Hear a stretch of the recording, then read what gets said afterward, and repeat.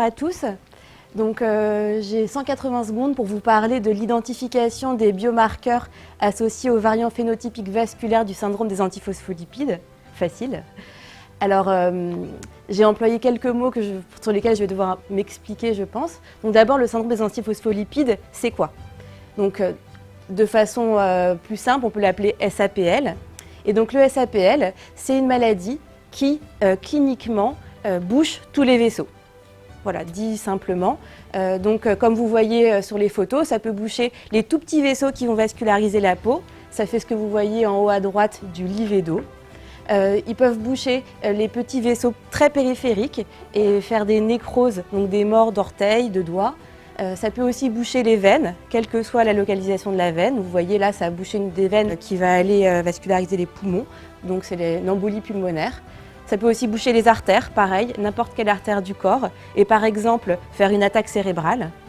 Ça peut aussi empêcher les petits vaisseaux du placenta de correctement se développer, et dans ces cas-là, l'enfant à naître n'est plus assez bien alimenté, et donc il est trop petit. Parfois, il peut mourir in utero, parfois, il peut naître trop prématurément.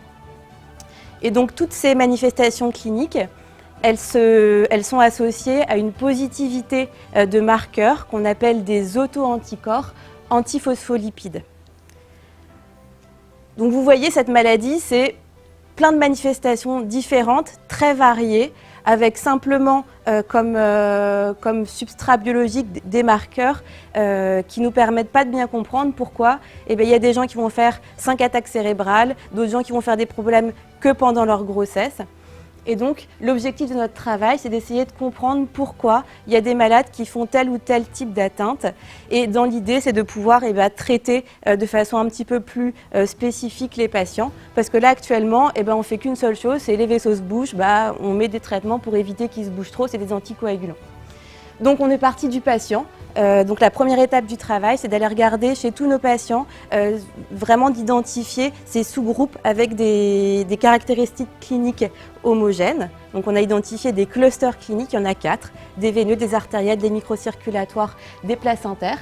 Puis après, on a prélevé ces patients et là, on est en train d'essayer de doser dans leur sang s'il y a des marqueurs spécifiques qui nous permettraient de dire celui-là, il fait plus d'inflammation, celui-là, c'est plus son problème de la thrombose, celui-là, c'est plus spécifique de telle ou telle anomalie. Puis après, on va essayer d'aller confirmer ces caractéristiques dans des modèles de cellules endothéliales qui vont mimer les vaisseaux pour voir si on confirme bien que tel ou tel type d'atteinte est plus inflammatoire, plus de la thrombose. Voilà, je vous remercie.